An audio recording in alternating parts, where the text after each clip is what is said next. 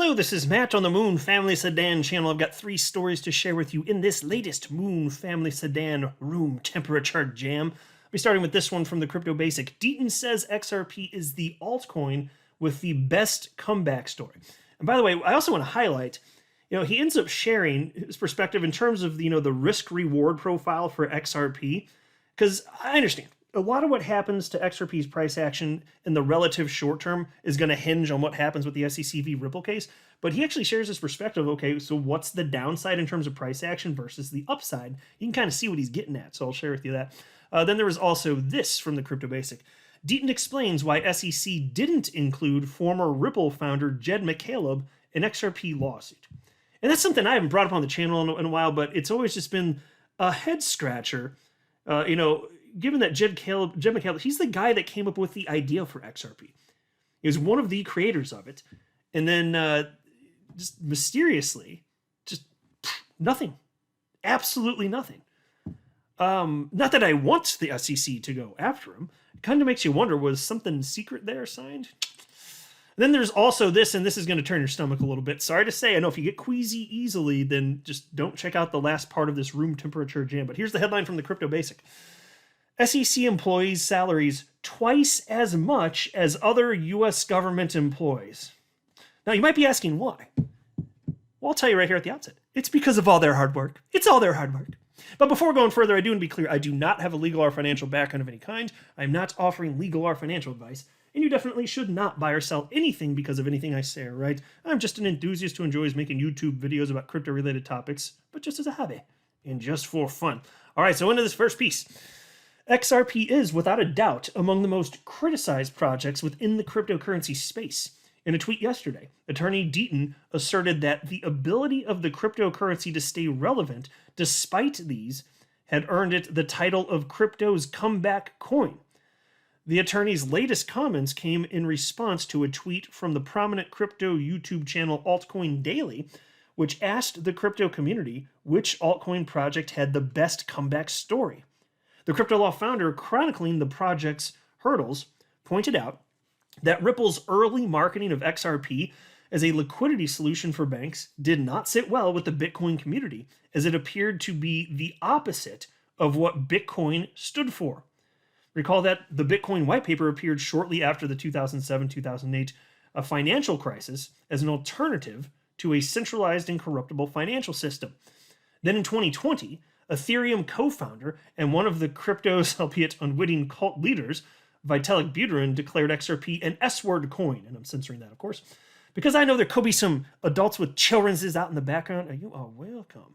Buterin's statement came in response to Ripple's Wells submission, which raised concerns about the concentration of crypto mining activity in China.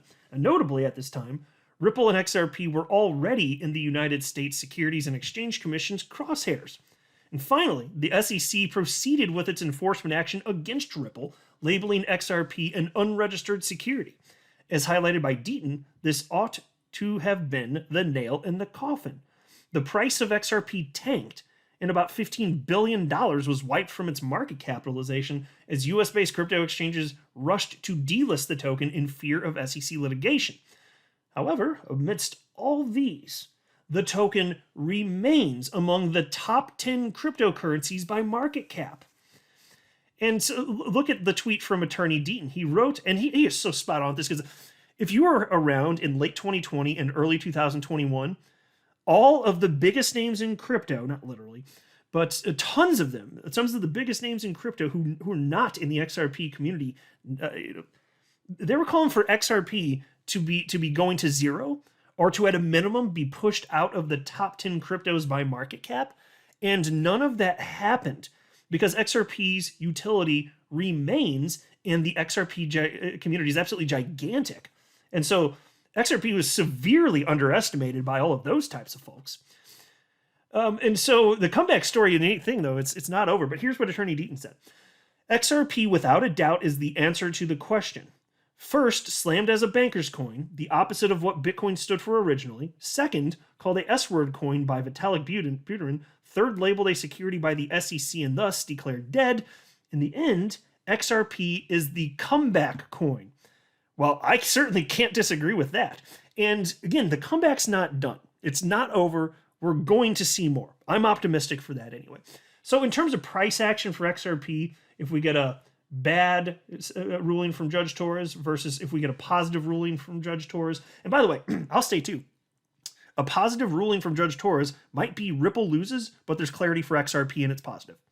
Ripple can lose and we could still be in a great place as XRP holders. But here's what Attorney Deaton had to say. And he kind of leaves some of the thinking for you, but you can tell the route that his brain's going. And he says, XRP has the most attractive risk/reward ratio, in my opinion. The judge's ruling is coming down within the next few weeks, maybe this week. If the SEC wins, what's the downside from 45 cents? Yeah, and I'll pause to note, when he wrote this was on the 26th. That's what the price of XRP was. It already rocketed up to 58 cents, and now it's a hair lower than that. Things happen fast in crypto. So again, he's asking, what's the downside from 45 cents? Ripple appeals, and we get the status quo. Ripple wins, and it's made clear XRP isn't a security. Upside? Pretty reasonable questions. Well, what do you think? I mean, I think we're probably all thinking the same thing here. Yeah, you'd get some downward price action if there's not clarity for XRP. I think market would freak out and panic. Then there would be a bottom. A bottom would be found, and then we'd be licking our wounds and looking at what's next. And it would be another court. There would be another case, and it would potentially takes another couple years, whatever the timeline is, figure that out. And then if we have to go past that, maybe go to the Supreme Court. And okay, fine. I hope that doesn't happen. I'm not anticipating that happens. But risk versus reward profile, what do you think? And then there is also this from the Crypto Basic. Deaton explains why SEC didn't include former Ripple founder Jed McCaleb in XRP lawsuit. XRP community members have continued to question why American programmer Jed McCaleb was not included in the ongoing Ripple v. SEC lawsuit, despite being one of the company's co-founders. Recall that the SEC charged Ripple in December 2020 for allegedly offering unregistered securities in the form of XRP. The SEC also charged Ripple's CEO Brad Garlinghouse and the company's co-founder Chris Larson for the same offense. However, McCaleb, former Ripple Labs co-founder and CTO, was not listed as one of the defendants in the case. Although XRP community members had previously asked why McCaleb was not on the list of defendants, Matt Hamilton, Ripple's former director of developer relations, raised the question in a tweet. Quote, "I've always found it strange how conspicuously absent Jed's name is in the SEC v. Ripple case," end quote. Yeah, I think we've all at one point or another kind of questioned what the hell is that all about? Was he handing over any sort of information that would have otherwise been impossible or for the SEC to impossible or hard for the SEC to get in exchange for some sort of immunity of some sorts? We can only speculate. I don't know. I've never seen any evidence on that front. But it's peculiar, that's for sure. Piece continues. The tweet gave fresh breath to the controversial question that has lingered throughout SEC's legal battle. As expected, XRP community members made different assertions in the comment section. And for some XRP community members, McCaleb may have agreed to work as a whistleblower for the Securities and Exchange Commission. But what did Attorney John Deaton have to say? I'll tell you what, he said something which I very much respect, and I've said stuff in line with this type of thinking, because I know a lot of people out there do not like Jed McCaleb. They're not a fan of him, just going out and then creating what many view as a competing coin, Stellar Lumens, and various things that he said about Ripple and or XRP since departing. He's made it clear he doesn't want anything to do with XRP as it stands. Obviously, he's unloaded his bags and all that jazz. And it's made a lot of people in the XRP community be not such a big fan of him. And everybody's entitled to their opinion, so that's fine. But I have said many times that I'm actually very appreciative of Jed McCaleb, because without him, there wouldn't even be an XRP. I wouldn't even be talking to you right now if not for Jed McCaleb. So I get it. He had a falling out in the early days of Ripple, and then it caused him to abandon doing anything with XRP and wanting completely out of that. He's now sold all of his XRP, took years and years and years, and now he's doing other stuff. But the degree to which he was from the earliest of days highly impactful on the entire space couldn't be more obvious and consequential in a very positive way so far as I'm concerned. So I appreciated seeing Attorney Deaton come in with what I thought to be a pretty reasonable perspective. Anybody that feels different, that's fine. We're all entitled to our opinion, like I said, but I think Attorney Deaton's on the right path here. So anyway, piece continues. Interestingly, crypto law founder Attorney John Deaton explained why the SEC omitted McCaleb as one of the defendants in the lawsuit. Attorney Deaton said McCaleb was exempted because he is one of the industry players on crypto's Mount Rushmore list. The crypto law founder listed Bitcoin's pseudonymous founder Satoshi Nakamoto and Ethereum's Vitalik Buterin, McCaleb, and David Chaum as his unbiased choice for crypto's Mount Rushmore. And yeah, that's an interesting way of looking at it. If you could name some of the top people. Well, do we have to limit it at just several, though? Because I'd like to slap David Schwartz on there, probably some others, too. You know what I'm saying? Probably Moon Level, because that guy's the best ever. I don't know who else, though. You guys, you feel free to drop a name below, but probably that Moon Level guy sounds pretty good. But he's right, though. You know, isn't he? It's just the right approach here. I don't think Jed McCaleb gets enough credit, and well, in our community, and I do understand why. It's like, you know, and that's the other reason that some people don't like him.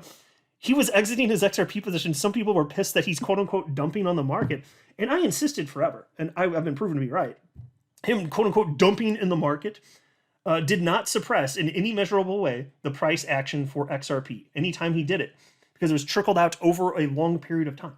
And I've articulated this position many times, and my position is proven to be accurate by the fact that when he stopped selling XRP because he ran out of XRP, XRP price did not magically go up.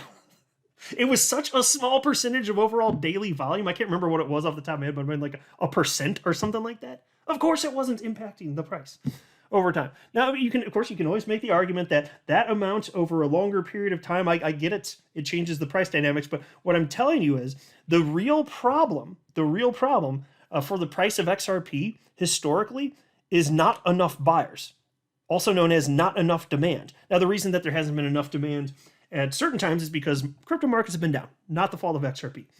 Another time, SEC sued Ripple claiming XRP is a security. So even when there was a big market rally, XRP only went to $2 in April of 2021. It's like there's always these other reasons, but the point is, even though those are the reasons, it resulted in there not being enough demand. If you want to know why XRP's price isn't higher, the supply side isn't the biggest problem. It really, really isn't. It's the demand side. I don't care if the price, not really, if the price of, not that I want this to happen, but if the supply of XRP doubled, like say just all of Ripple's XRP were magically all in the market. Well, do you think that there's only going to be a twofold increase in demand because you just need more than that, and then price go up? This is not rocket science here. So what if you have, 10 times as many people interested in crypto, or 20 times? Or what about thinking beyond that? What about thinking even bigger? You don't even need that many more people. What about just institutions get in, which is where all the real money is, and then that flows into XRP? You don't need that much more to get way crazier prices. So people like to focus historically, I've just noticed this, too much on the supply and what they'll call bad tokenomics. And I'm just like, but folks, get the big picture. If there's way more people jumping into crypto, it doesn't matter. It just frankly does not matter one tiny little baby boo bit. So then there's this. I'm going to try and be quick with this one because I don't want anybody to get too queasy out there, but here's the headline. SEC employees' salaries twice as much as other U.S. government employees. SEC's average employee salary is over 100% higher than the average earnings of other government and federal agency staff. Ripple's general counsel reacts to SEC funding request for fiscal year 2024 as the budget testimony of Gary Gensler, SEC chair, and the House Appropriations Subcommittee on Financial Services and General Government has continued to spark reactions. A few hours before the testimony, Fox Business journalist Eleanor Terrett shared a copy of SEC's budget for fiscal year 2024 with emphasis on the agency's employees' salaries. According to the document, the head of the SEC requested a whopping $2.43 billion to pay employees' salaries and other benefits for fiscal year 2024. Terrett noted that out of the SEC's total funding request, $1.6 billion would be used to pay the salaries of 5,473 employees of the commission. A whopping, quote, a whopping $1.6 billion for 5,473 people, in fact, end quote. Terrett considers the request a bit over the top, especially when compared with the earnings of employees in other federal agencies. To shed more light, Terrett disclosed that the average SEC employee salary for fiscal year 2022 was $156,458. According to Terrett, the average SEC employee salary last year was 115.9% higher than the national average for other federal agency staff and 125.6% higher than the earnings for other government employees. So again, just to be clear, the reason that makes sense is because the good people at the SEC have been working really, really hard. Just working so hard out there protecting us investors. Wow. So thankful.